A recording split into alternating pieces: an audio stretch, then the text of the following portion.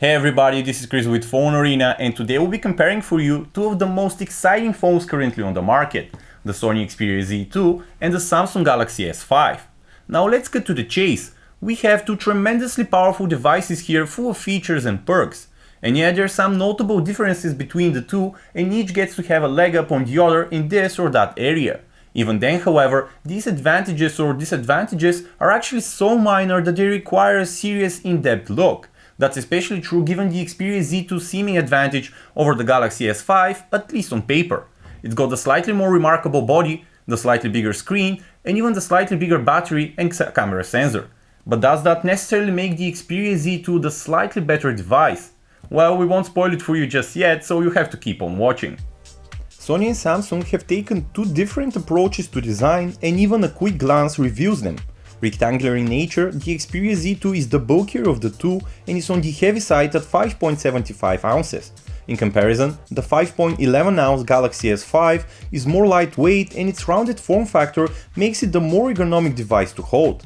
That said, the S5's all-plastic body appears modest next to the glass and metal Z2. But while a choicer pick of materials may not have been necessarily on the mind of Samsung, it did borrow a page off Sony's book with IP certification. More specifically, the IP67 rated S5 is now neck and neck with the IP58 certified Z2 in what is becoming an increasingly sought after department. But in layman's terms, the two otherwise cryptic abbreviations certify the two devices' ability to withstand dust and water ingress. Of course, this back and forth didn't stop there, and the flaps-cluttered Z2 still is a bit of a sore side for the eye, whereas the S5 sports the more simplistic frame. The S5 also proves superior as far as navigating the power and volume buttons go, as they're clickier and not as sticky as with the Z2. That said, Samsung's phone does lack the dedicated two-step shutter key of Sony's flagship. Looking back, both Sony and Samsung have had a shaky record, at least as far as the quality of their displays is concerned. For its part, Sony kept insisting on using inferior TFT panels with poor viewing angles and washed out colors, while Samsung's bet with AMOLEDs has often been criticized for its inaccurate color reproduction and relatively low peak brightness. As almost every other thing in this industry, however, improvements have been made. Starting with the 5.2-inch 1080p screen on the Xperia Z2, we finally see Sony adopting in-plane switching tech. The panel in question has a very good temperature of 6900 kelvins, so whites appear white. Peak brightness at about 460 nits is also up to speed and allows for outdoor use. At 2.59, gamma isn't as excellent, but that's far from a deal breaker. Speaking of colors, those are oversaturated on the whole, but overall reproduction is actually acceptable. In comparison, the 5.1-inch 1080p AMOLED display on the S5 is strictly speaking a tad inferior. It's got a cold color temperature of 8200 kelvins, and this leads to some notably bluish whites and messed up shades of grey. Peak brightness is also a notch lower at 442 nits, but still enough for use outside. Lastly, gamma at 225 is pretty spot on, though the panel does suffer from overly saturated and notably incorrect colors. The differences in design between Sony and Samsung aren't just limited to the outer shell of their flagships. The custom interface and the functionality it offers is also governed by two very distinct and actually contrasting philosophies. In simple terms, it wouldn't be objectively wrong to say that Sony has a more restrained and simplistic approach that weeds out the extra fluff and discards it. In contrast, more is better with Samsung and even more is best. Furthermore, these competing philosophies are not just confined to functionality, they naturally govern the resulting software design too. Based on the latest Android KitKat update, for example, the Xperia Z2 is rather minimally skinned. The overlay is distinct, sure, but it is nicely tailored around the core principles of stock Android and its underlying functionality. Essential apps like the phone book, organizer and messenger have a minimal and uniform look. Sony has only added on top where it feels it's absolutely needed, like easier home screen editing and extra themes, or even the so-called small apps, which are basically mini versions of existing apps. Looking at Samsung's touch with scan take on Android KitKat, the different approach is hard to miss. The software is chock full with extra features, and the settings menu is downright overwhelming. That said, we've gotta note that the otherwise cartoonish overlay has gone through a very positive design update. In any case, there can be no doubt that the Samsung Galaxy S5 is the undisputed winner in terms of functionality here, especially when you consider extras like the mostly reliable fingerprint scanner or even the somewhat puzzling heart rate monitor. Beyond these two, apps like S-Health and perks like the well-made but hard to launch one-handed mode are well received. However, do keep in mind that a big part of these extras will either not make it into your daily routine or are available through third-party apps of the Play Store.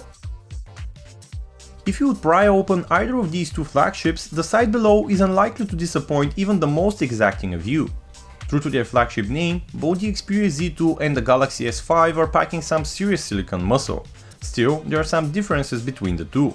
Sporting a 2.3 GHz quad-core Snapdragon 801, Sony's flagship packs the slightly less powerful Qualcomm chip of the two with the slower cores and GPU. In comparison, the Galaxy S5's 2.5 GHz quad-core Snapdragon 801 is Qualcomm's top-of-the-line bin of the chip and offers a small performance edge. On the other hand, the S5's otherwise healthy 2 GB of RAM are not quite as healthy as the 3 GB unit packed into the Z2. Beyond rehashing technicalities and even beyond the slight disbalances between the two, both devices actually offer no compromised performance in general, though the TouchWiz software on Samsung's phone is more prone to hiccups when navigating around the interface. Sony is among the only mainstream manufacturers to offer just Google's Chrome browser out of the box with its phones, and we're actually happy to see such an approach. As always, Chrome performs up to standard and browsing on the Xperia Z2's 5.2-inch display is actually a pleasure.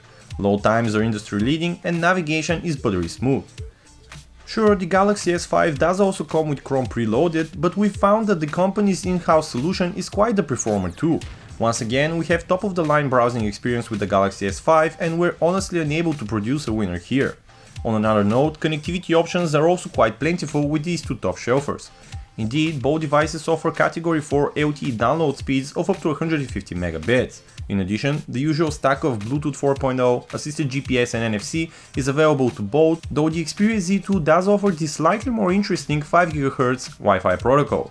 On the other hand, the S5 comes with the unique download booster feature, which allows the handset to merge Wi-Fi and LTE speeds into a singular force.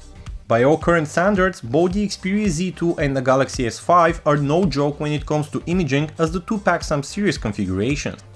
For its part, Sony's flagship sports one of the largest sensors in a smartphone camera.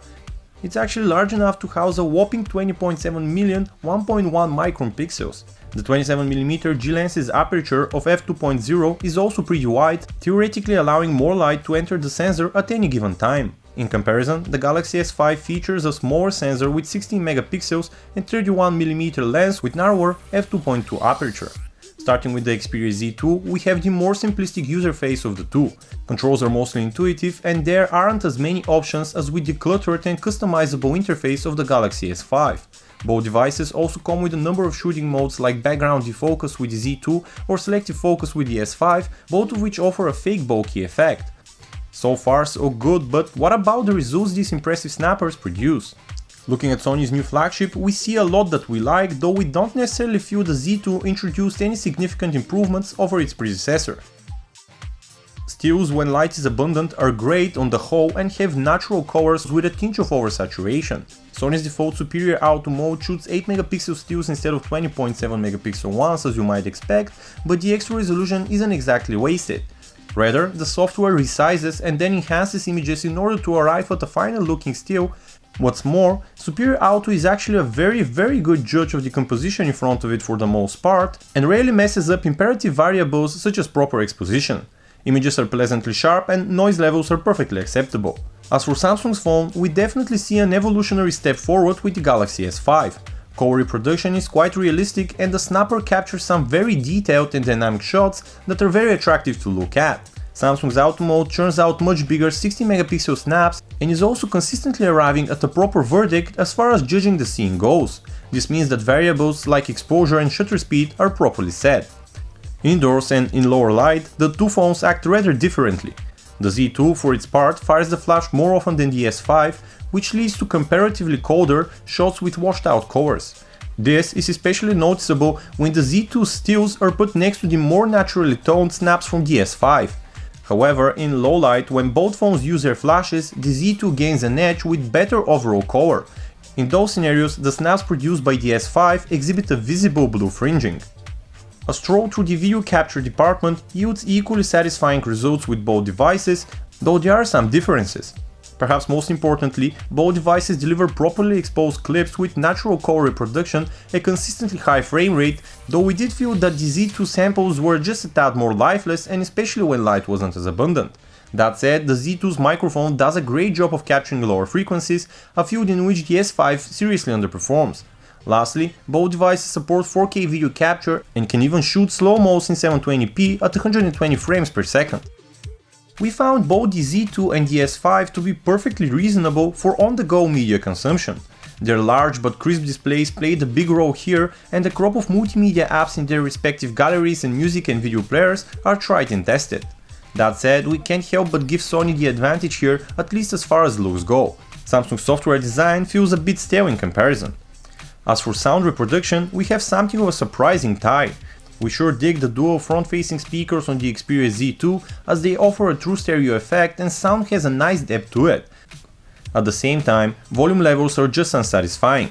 In comparison, the singular speaker on the S5's back offers some serious volume punch, and sound fidelity is also pretty good for a loudspeaker on a phone. In terms of call quality, we found that both handsets perform alright, but definitely leave something to be desired. Both units offer just about enough volume and average call quality. The Z2, for example, is devoid of lower frequencies, whereas the S5 offers flat and slightly muffled voices. The situation on the other side isn't rosy either. The microphone on the Z2 does funnel a richer voice, but noise along with traces of digitization are both present. The S5 is no better. The other side complained of overly loud frequencies on the higher end of the spectrum. Both flagships come packing larger than average batteries. There's a 3200 mAh cell with the Xperia Z2 and a 2800 mAh unit with the Galaxy S5. In other words, and from our own experience, either of these handsets will last you through a full 24-hour day without the threat of going dark looming over. In fact, moderate users will be able to squeeze up to 2 days of usage unless they game religiously. As for official stats, the Xperia Z2 is rated good for up to 19 hours of continuous 3G talk time and almost 31 days of standby time. In comparison, the Galaxy S5 can achieve the remarkable 21 hours of 3G talk, but only 16 days in standby mode. It's often very hard to produce a decisive winner in matchups like this one. Simply put, both the Xperia Z2 and the Galaxy S5 offer true, no-compromise flagship experience, but they do have their strengths and weaknesses. The Sony Xperia Z2, for example, is arguably the more attractive device of the two, with a premium glass and metal build. At the same time, the Samsung Galaxy S5 is lighter, slightly thinner and just more compact overall. This back and forth doesn't end here though. For example, while both devices offer some mind-numbing processing muscle, the Xperia Z2 does have an extra gig over the S5, which in turn sports a more powerful processor. Unfortunately for Samsung, its TouchWiz skin still proves heavier than the Xperia team on the Z2, though that may be warranted considering the functional edge it provides over its competitor. As for imaging, we generally find the 16-megapixel snapper on the S5 to be just slightly superior to the 20.7-megapixel unit on the Z2. It is the slightly more reliable shooter of the two, and it does churn out the slightly more attractive stills overall. On the whole, however, we can't emphasize just how small the difference really is. In conclusion, picking either of the two really boils down to what you're looking for in a device, and you need to do some serious soul searching before you're able to diffuse this constant stalemate between the Xperia Z2 and the Galaxy S5. Once again, this was Chris with PhoneArena, thank you for tuning in.